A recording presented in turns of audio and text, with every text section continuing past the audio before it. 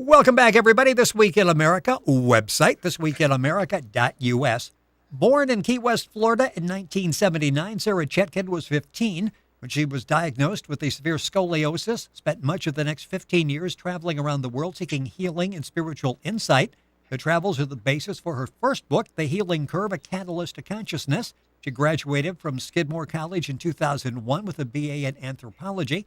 Went to work towards an advanced degree in spiritual studies at Delphi University in Georgia. In 2004, began a master's program at the New England School of Acupuncture, earned a Master of Science in Acupuncture and Oriental Medicine in 2007. And she's with us on This Week in America today to talk about her new book, The Healing Curve, A Catalyst to Consciousness. Sara, welcome to the program. Great to have you with us today. Thank you. Thank you for having me. It's our pleasure. Looking forward to the discussion. Let's go back to age 15. And everything dramatically changed for you when you got that devastating diagnosis. Tell me what was going through your mind at the time, because it eventually became something a little bit different than most of us would react. Talk about when you first heard the diagnosis. Yeah, it was really horrible. And like I say in the healing curve, one of the first things I felt really was shame, because at the moment when I saw the x-ray, another chiropractor walked into the room and she kind of gasped at the curvature. And for me, that was so painful. And I know, of course, she didn't mean to, and she didn't mean anything by it, but just the feeling that at that time as a teenager, seeing myself as so different, and I felt like a specimen that they were all looking at. I wanted to take the x-ray and burn it or get rid of it, but knowing that wouldn't change anything was so, there was just no escaping it. And at that age, I just didn't know how to deal with that. I couldn't get away from the reality, and that's what you want to do, right? As a teenager, when painful things happen, you want to escape, and there was no escape. So. Yeah, and you talk about that in the book, The Healing Curve, that you tried to escape, yet your whole life was really defined by the scoliosis, and it wasn't easy to escape. No, and I think that there's something universal in that. I mean, I think that the things we resist are often the things that come up in our life, pop up all over the place in life. I mean, I was trying so hard to ignore the condition, but I unwittingly made my whole life about it. I mean, I would make all of these decisions about, comfort and career choices and everything around what I thought I was capable of, or what I thought would maybe help my back, but emotionally trying to detach from it, not think about it, but then having this like mental and emotional battle, part of me wanting to ignore it completely, the other part of me creating an entire life totally defined by it. And when I realized that, I felt so cheated. I'm cheated by myself. I mean, I cheated myself out of all of that time worrying and not just facing the problem head on and really learning from it. You talk about in the book, The Healing Curve, and the website, by the way, is thehealingcurvebook.com. The book is available all across the country, and information at our website. You can link on to Sara's website by going to ours, thisweekinamerica.us. You say in the book, in an effort not to be defined by scoliosis, created an entire life almost solely defined by it. When did you realize that by trying not to be impacted by it, my life is totally impacted by it? Yeah, it was sometime in my 20s. I just kind of stopped one day and really took stock of all of the decisions I had made up until then, and I was sitting in the living room with my mom, and I think I think that maybe Cheryl was there, who I talk about in the book, and I just kept saying to my mom, get out of my, it sounds strange, but I kept saying, get out of my back, just stop worrying about my back, because she was saying, expressing some concerns. And all of a sudden, something in me just, you have these moments of clarity where things just shift. And I thought, oh my God, I am doing everything in my life based around my back, and at the same time thinking, okay, I'm not really living now. I'm just working on my back. But one day I'll really live. My back will be healed, and then I'll move on, and I'll actually, have a full life and enjoy myself. Well, that may never happen, So it was like this just moment of awakening where I realized in kind of arguing with my mom about her concerns, I was actually voicing my problem with my own concern, with my own obsession with it. And that happens a lot. You're yelling at someone else. Really, you're looking at yourself. You're seeing your patterns reflected in that other person, and you're really screaming at yourself. And I realized that in that moment, that I was screaming at myself to stop worrying about my back and just live my life. Well, you So decided to live your life, and as I understand, you talk about it in the book, after the initial diagnosis, you really never went back to the doctor. You decided to, well, and talk about how you made that decision. Okay, I'm going to handle this myself, and then that ultimately led to a spiritual journey and a whole lot of very positive things in your life. yeah, oh, absolutely. Yeah, no, I wouldn't have it any other way. I'm so glad we made that decision. Of course, I made it together with my parents at the time. And by the way, the diagnosis was at a chiropractor, so I never went to a doctor.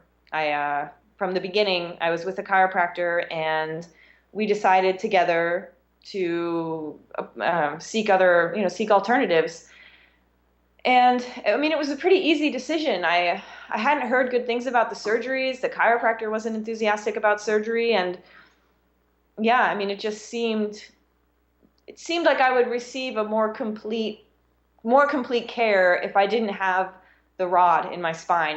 People, if I went to practitioners, they could work on me. They could really get in there with their hands and manipulate things. I myself could work on my back doing yoga and stretching and exercises. So it really wasn't a difficult decision for that piece was not difficult. It was automatic from the beginning. Our guest on This Week in America is Sara Chetkin. Her book is called The Healing Curve. It's available all across the country. The website, once again, and we've got this on our website, thehealingcurvebook.com. You decided to go on this spiritual journey, which actually was a journey. It did take you in places outside of the country, starting at or one of the first stops, certainly in Brazil. Let's talk about that, why you decided to go in this direction and what you learned along the way. Well, like I said, the direction was automatic. I come from a family that always seeks alternatives anyway, so that part was easy. Seeking out those healers was, I don't know, I think like an act of desperation, really. I mean, just trying every road possible, no matter what it was, no matter how strange it seemed, no matter how out there, no matter how controversial, just really turning over every leaf, trying to find anything that would help. And a lot of that, especially in the beginning, because I was so young, was fueled by my mother. Just really, she has an amazing way of finding these healers. And the one in Brazil you mentioned was Dr. Geddes, who was a psychic surgeon. And, well, if anything, he really showed me what amazing things are occurring in the world, how limited we are in our perspective when we just think about the physical body and physical healing, and that there's only one path, that you have a certain disease, so you take a certain course, and that's the only course available to you. I mean, that's so limiting. There are so many avenues, so many ways to treat disease, so many ways to perceive it or look at it. And the phenomena that goes on in Brazil really opened my eyes to that. I mean, people were receiving amazing healings with almost no intervention at all. And I'm not recommending that people abandon their medical interventions or anything like that. I'm just saying that it's nice to explore all of your options, to have a well-rounded perspective when it comes to seeking healing. When you write about psychic healing, especially in Brazil, you're talking about this is not without prayer. There is a very important prayer element to this, isn't there? Absolutely. Yes, it's so incredibly Catholic. I mean, Brazil is very Catholic to begin with. And then you have this man standing up at the front of the room performing these surgeries right in front of you. And there's pictures of saints on the walls. Everybody in the audience, it's not an audience, everybody there who wants to receive healing, they're all praying, and there's always a prayer beforehand, there's a prayer afterwards. It's all done under the under the umbrella of Catholicism, which to me was so bizarre. But here in America, we would never do that. I mean, I don't think that would ever fly. it's just so outside of our way of thinking about things. If someone's doing this kind of phenomena oriented healing, it's like new age, like really out there. It's not, doesn't have anything to do with Christianity. But I don't know, they're very open. So anything that's doing good, anything that's healing or helping people must be a work of God. So that's how they see it, and that's how they treat it. The I book is think called The Healing Curve, A Catalyst to Consciousness. Sara Chetkin, our guest on the program. You realized early on in this that the healing would never begin until you removed all deceptions and illusions that you and so many of us surround ourselves with. Talk about and that really opened the door to you and to getting where you are today in life.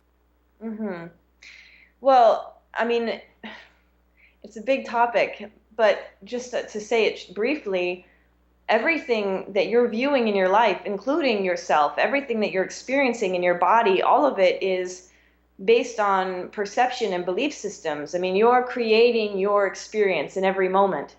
So if you don't understand those belief systems, or even if you're not conscious of them, then you have no idea where you're creating from. It's almost impossible to change it.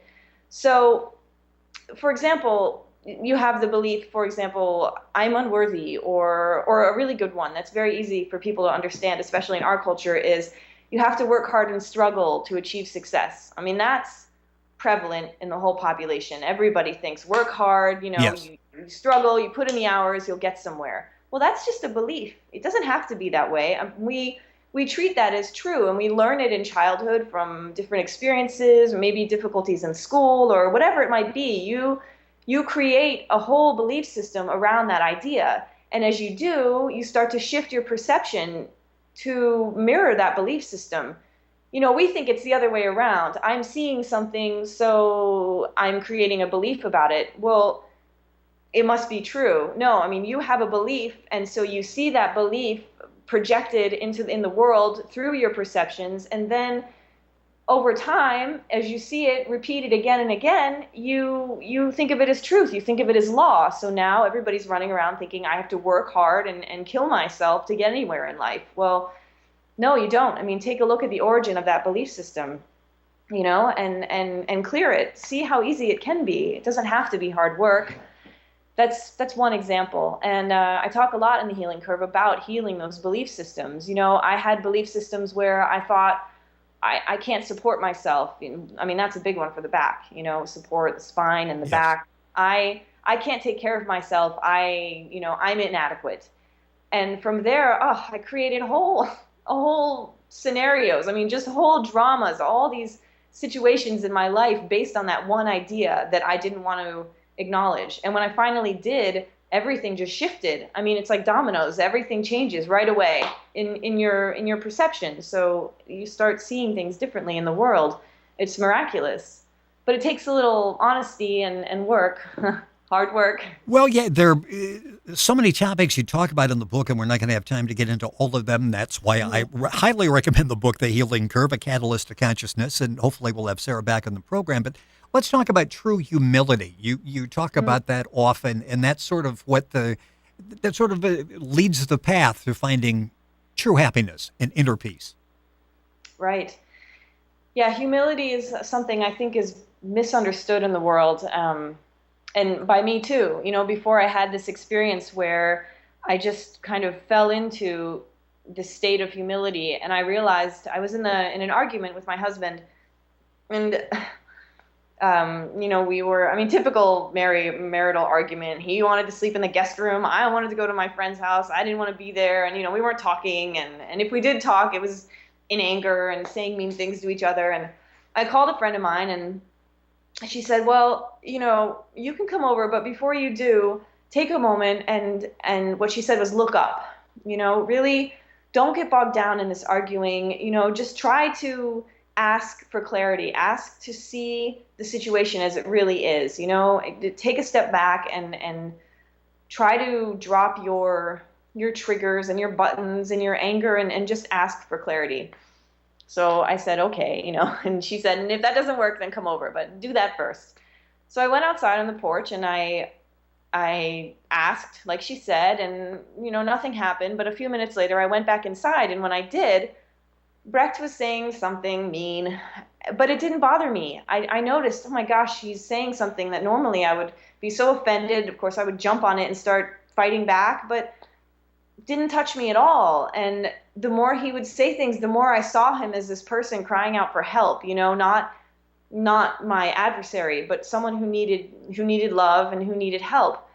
And I realized this is humility, this is what humility is. It's putting aside your personality, which is really fueled by the ego and has nothing to do with the truth of who you are inside, your divine nature, or your infinite nature, however you want to call it. I've heard people say universal mind, whatever it is, however you think about that part of you that is eternal and beyond just the physical and the personality. Shifting your focus towards that and letting the personality be there, but less important. And, suddenly everything opens up. You feel empowered. You feel strong. Nothing touches you. People say things and it falls flat. Say angry things. It doesn't bother you anymore. Being in a state of humility is being in a state of strength and empowerment, and most importantly, love.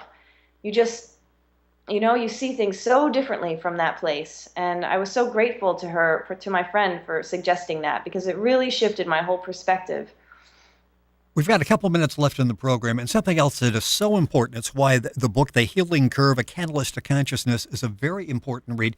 You talk about how to recognize the fears and the insecurities that really control our actions and our decisions. And when you stop and think about it, you can see a direct correlation between fears and insecurities and how we conduct our lives. When you came to that realization, how did that change your life and perspective? Well, it changed it dramatically. I mean, when you start to recognize how much control fear has and how much influence it has in your life, even just, people have a lot of anxiety, but or different concerns, but even just little things. I mean, all the time, just because you aren't aware of these belief systems or these ideas in your unconscious, they're still influencing everything you do. So, and fear was a big one for me. I did have really severe anxiety. I did have horrible panic attacks in my 20s, where I was literally paralyzed on the floor, couldn't do anything out of fear and dread. And I just, I learned to allow those states of mind to be there. When you start to feel fear or any negative emotion, you immediately get into a state of resistance. But fear, like all emotions, it doesn't define you. It has nothing to do with who you are. Again, that eternal presence, that truth of who you are certainly isn't fear. It's none of the emotions. It's not happiness or joy either. It's something above and beyond all of those things. And when you can practice that in your life, when you can apply that daily, then things like fear can come and go, and they don't have to, they don't have to get your thoughts spinning like they usually do. I mean, yes, you can have moments of anger, you can have experiences of fear, but you always know, you're always cultivating the idea, I am not this fear. I am an infinite being experiencing fear. I'm experiencing anger instead of I'm angry or I'm fearful. The language is influencing you too. So when I started practicing that way, I saw, okay, I'm starting to get anxious. Well, I'm going to sit down and I'm going to breathe and I'm going to let this anxiety just come at me. I'm going to let it express itself through me, because it's expression. That's why it's there. It's just like any other emotion. So when I would allow that expression, it would go away. Just the act of not resisting brought so much joy and so much movement that I felt good. It's just a matter of getting the courage up to allow that, because we're always automatically resisting anything negative in life. And you have to untrain yourself. You have to develop a new habit of allowing. Physically, how are you today? Good. Yeah, I'm good. I still have scoliosis, but it's really been manageable. And I think all of the physical and spiritual work I've done has um, given me so many tools to address it when I do have little problems. But, for example, I have a 2-year-old and I had him at home without, we just had a midwife and there were no complications. It was an easy birth. And yeah, I mean, I feel good. So far, so good. When you look back, and we can tell, and I think you've really been able to help quite a few people in the program today and touching many, many more people with the book, The Healing Curve. When you look back, do you ever think, what if? What if I would have not had scoliosis, that I would have gone on to college and had a successful life? From a standpoint of peace and happiness, do you think you would have been where you would have eventually got where you are today? I don't know. I don't think so. I can't imagine doing anything else with my life. I mean, I'm so enthralled with spirituality and going within and seeking understanding of myself, of lifting that veil between your personality and the divine. I'm so engaged with that, and I don't know if I would have had the push to go there if I hadn't had scoliosis. So no, I'm grateful. And I heard a teacher once say that some people have diseases because without them they would lead some like insignificant Yes. or what's the word? Just superfluous kind of nothing lives, which I thought was really harsh at the time. But looking back at my own life, everything was so easy and so perfect before the scoliosis. I think I just would have kind of sailed through and maybe never bothered to really dig the way I have. As we follow your journey, it's an excellent roadmap for everyone. And the book is basically a book about finding peace of mind and happiness, no matter the circumstances. The book is called The Healing Curve, A Catalyst to Consciousness. Our guest on the program has been Sara Chetkin. The book is available all across the country. Information at our website, thisweekinamerica.us. And Sara's website is thehealingcurvebook.com. Sara, it's been a pleasure to have you on the program. Look forward to having you back. Much more to talk about. Thank you so much for sharing the story. Thank you. It's been a pleasure. You're listening to This Week in America. Information at our website, thisweekinamerica.us.